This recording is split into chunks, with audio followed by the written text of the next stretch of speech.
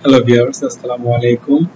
আজকের এখনকার এই লেসনে আমরা যে জিনিসটা নিয়ে আলোচনা করতে যাচ্ছি সেটি হচ্ছে কিভাবে আমাদের একটি ডাটাবেজে ডাটাগুলো সেভ করা হয়ে থাকে একটি একটি টেস্টিং সফটওয়্যারের মাধ্যমে আমরা ডাটাগুলোকে কিভাবে মনিটর করে থাকি এবং কিভাবে সেভ করে থাকি সেই বিষয়টা নিয়ে আমাদের আজকের লেসনে আমাদের মূল আলোচনা করব এবং কিভাবে আমরা কোয়েরি করব বা কিভাবে আমরা একটি ডাটাকে ফাইলকে এক্সপোর্ট করব সেই জিনিসটা নিয়ে আমরা আলোচনা করব এবং কিভাবে বারকোড ইন্টারফেস করব এবং সেই বারকোড ডাটাটাকে আমরা কিভাবে আবার রিড করব পরবর্তীতে সেই বিষয়টা নিয়ে আমাদের আজকের লেসনের মূল আলোচনা।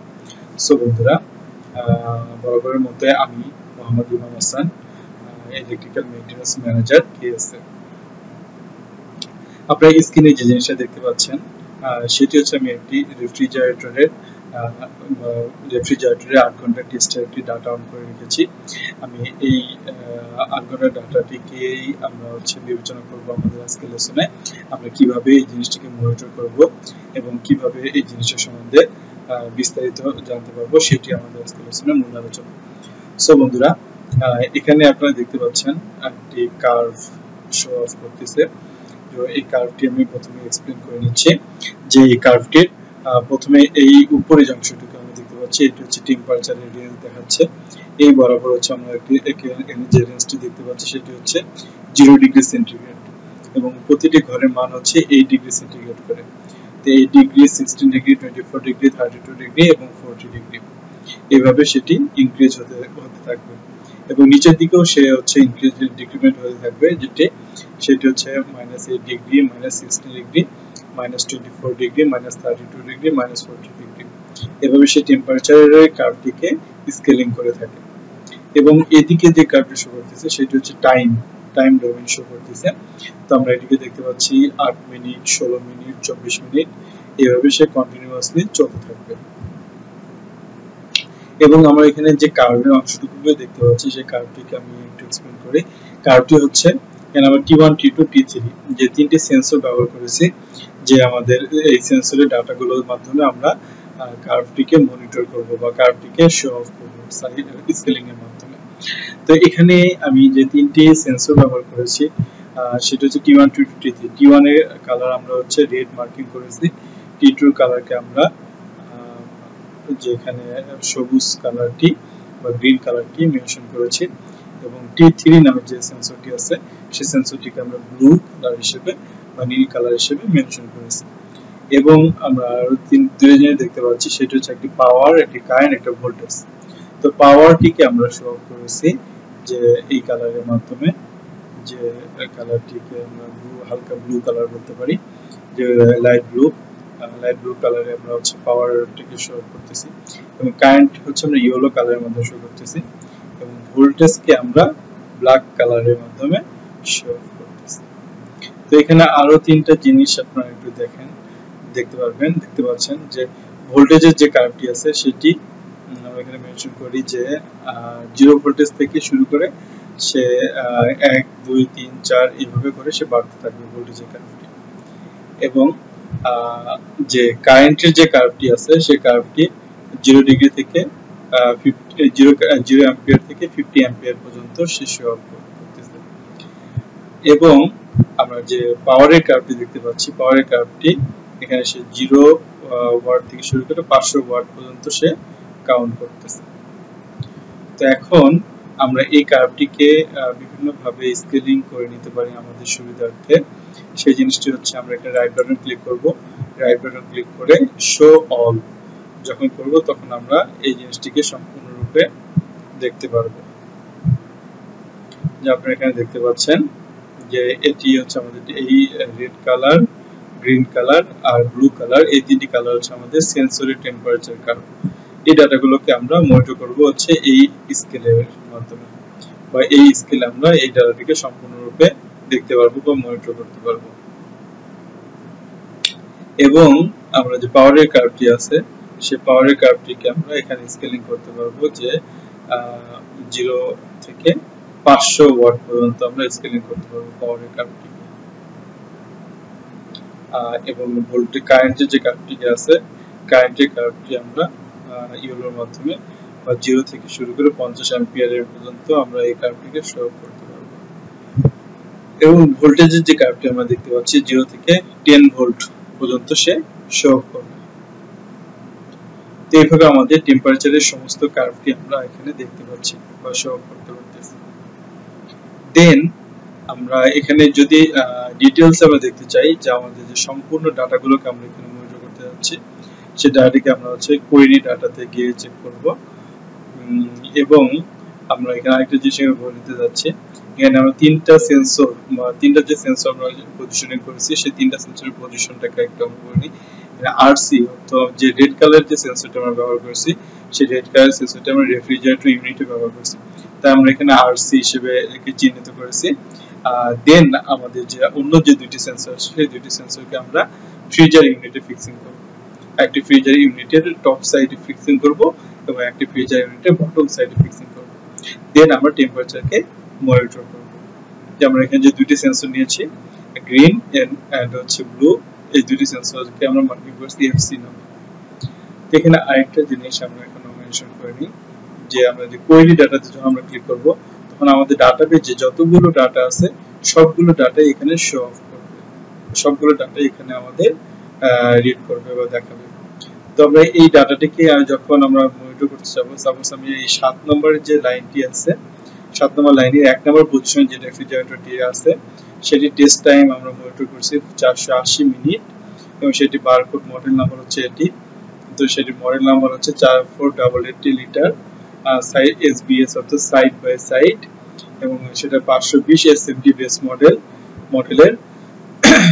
তো এটি আমরা টেস্ট করে যে ডাটাটি রেকর্ড করে পেয়েছি এখানে আপনারা দেখতে পাচ্ছেন যে রেফ্রিজারেটর সেন্সরের টেম্পারেচার সে 5 ডিগ্রি অ্যাচিভ হয়েছে।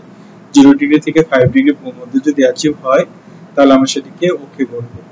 এবং ফ্রিজার সেন্সরের টেম্পারেচার যেগুলো আমরা দেখেছি সেগুলো যদি -15 ডিগ্রি থেকে -15 ডিগ্রি হয় তাহলে আমরা সেটিকে ওকে বলবো। তো এটি -15 ডিগ্রির মধ্যে অ্যাচিভ হয়ে গেছে এবং আমরা এটিও দেখতে পাচ্ছি যে এফসি তে যে আমরা দুটি সেন্সর ইউজ করেছি সেটিও -10 ডিগ্রি অ্যাচিভ হয়ে গেছে। তো যদি -10 ডিগ্রি থেকে -15 ডিগ্রি অ্যাচিভ হয় তাহলে আমরা বলতে যাচ্ছি যে ফ্রিজার সেন্সর টেম্পারেচার ওকে, এটা আমাদের সেটিং ফাইলে আমরা বলে দেব বা মেনশন করে দেব।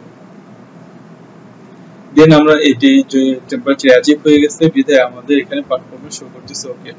দেন আমরা যদি এই ডাটাটি বা এই রেফ্রিজারেটরের ডাটাটি আমরা যদি মনিটর করতে চাই জাস্ট আমরা এখানে ডাবল ক্লিক করব।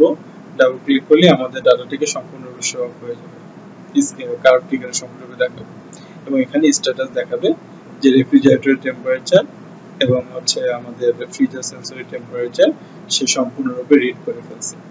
দেন আমরা যদি এখানে সম্পূর্ণ ডাটাগুলোকে মনিটর করতে চাই যে পজিশনিং ভেদে তাহলে আমরা এটা মনিটরও করতে পারবো। ফার্স্ট এখানে শো অল করে নিব, দেন আমরা কার্সর ডাটাকে অ্যাক্টিভ করে নেব। কার্সর ডাটাকে যখন আমরা অ্যাক্টিভ করে নেব তখন আমরা এখানে ক্লিক করলেই আমরা দেখতে পাবো যে হচ্ছে এখানে কত কারেন্ট বা কত ভোল্টেজ দেখাচ্ছে। আপনারা দেখতে পাচ্ছেন এই পজিশনে আমাদের T1 এর টেম্পারেচার হচ্ছে আমরা দেখতে পাচ্ছি 0.1 degree centigrade, T2 temperature -12 degree centigrade, T3 temperature -11 degree centigrade. এই পজিশনে, ঠিক এই পজিশনে। এবং হচ্ছে আমরা পাওয়ার এখানে পাচ্ছি 156 ওয়াট, কারেন্ট পাচ্ছি 1.1 অ্যাম্পিয়ার এবং ভোল্টেজ পাচ্ছি 227 ভোল্টেজ। সো বন্ধুরা আমরা এইভাবে আমরা এটিকে মুভ করতে পারবো। যে পজিশনের আমাদের কারেন্ট ভোল্টেজ দেখার প্রয়োজন হবে সেই পজিশনে আমরা গিয়ে কারেন্ট এবং ভোল্টেজটিকে মনিটর করব। তো এইভাবে আমরা আমাদের কার্ভটিকে সম্পূর্ণরূপে চেক করতে পারবো। এবং এখানে আমরা আরেকটা জিনিস লক্ষ্য করব যে এই পজিশনে সে রেফ্রিজারেটরটি কত পরিমাণে কারেন্ট বা পাওয়ার নিয়েছে সেটি আমরা চেক করব। যে রেফ্রিজারেটরটি যখন ডিফ্রস্টে গেছে তো ডিফ্রস্টে গিয়ে তার তাপমাত্রা কত ছিল বা ডিফ্রস্টের পজিশনে তার পাওয়ার কনজাম্পশন কত ছিল সেই জিনিসটিকে আমরা এই পজিশনে মনিটর করব। এখানে আমরা দেখতে পাচ্ছি পাওয়ার হচ্ছে 220 ওয়াট এবং কারেন্ট সে কনজিউম করছে 1.0 অ্যাম্পিয়ার কারেন্ট। তো এখান থেকে আমরা কনফার্ম হয়ে নিব যে আমাদের রেফ্রিজারেটরের ডিফ্রস্টটি ওকে আছে।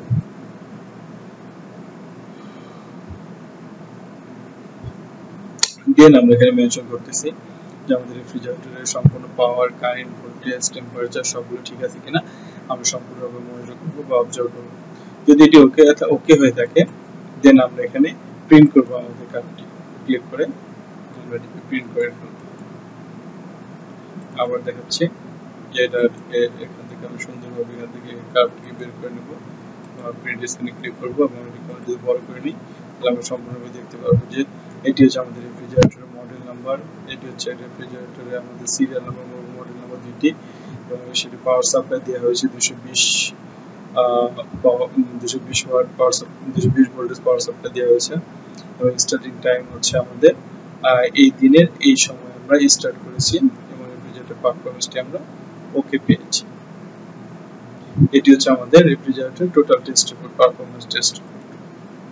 এবং আমরা যদি হচ্ছে একটি রেফ্রিজারেটরের মডেল নাম্বার দিয়ে সার্চ করতে চাই বা রেফ্রিজারেটর মডেল নাম্বার আমরা যদি খুঁজতে চাই, দেন আমরা এখানে কি করব যে আমরা সুন্দরভাবে আমাদের একটি রেফ্রিজারেটর মডেল নাম্বার এখানে বেস মডেলে যদি লিখে যদি আমরা এখানে সার্চ দিই আমাদের রেফ্রিজারেটরের এই মডেলটিকে আমরা খুঁজতেছি, তাহলে আমাদের এখানে সুন্দরভাবে মডেল নাম্বারটি চলে আসবে। এবার এখানে মার্ক হয়ে যাবে।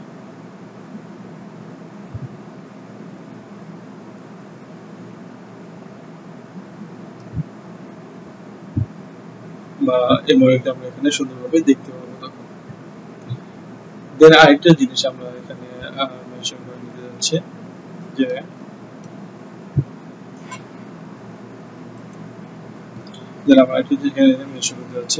যে আমাদের এখানে রেফ্রিজারেটর বারকোড ফিক্সিং করে আমরা রেফ্রিজারেটরটিকে সার্চ করতে পারবো, বা মডেল আমরা লিখে এখানে আমরা সার্চ করতে পারবো, বেস মডেল লিখে সার্চ করতে পারবো, টেস্ট রেজাল্ট ওকে বা নট ওকে, এনজি কোনটি লিখে সার্চ করতে পারবো, এবং আমাদের যদি কোন লাইনে আমরা যে টেস্টগুলো করেছি সেই টেস্টগুলো মেনশন করতে চাই বা মনিটর করতে চাই সেই জিনিসগুলো আমরা দেখতে পারবো। এখানে আমাদের লাইন সিলেক্ট করে দেবো আমরা 1 2 3 4 5 6 7 8 9 10 এভাবে আমরা সবগুলো লাইনকে আমরা সিলেক্ট করে দিব 12টা লাইন পর্যন্ত, এবং এটিকে আমরা কমাতে পারবো।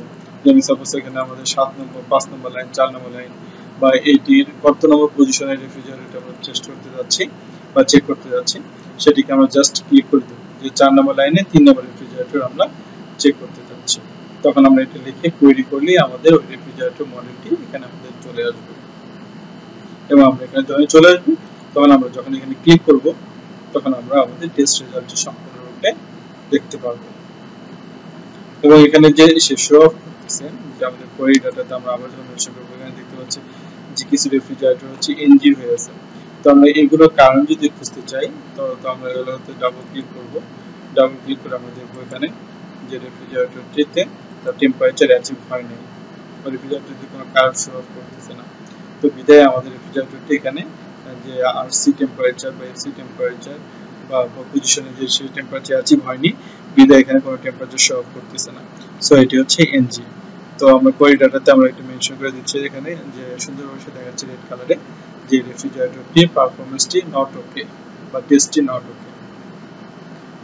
সো বন্ধুরা, আমি আশা করব আজকের লেসনটি আপনারা উপভোগ করেছেন এবং আজকের লেসনটি আপনাদের উপকারে আসবে এই আশা ব্যক্ত করে আমি আমাদের আজকের লেসনের এখানে সমাপ্তি ঘোষণা করছি। আল্লাহ হাফেজ।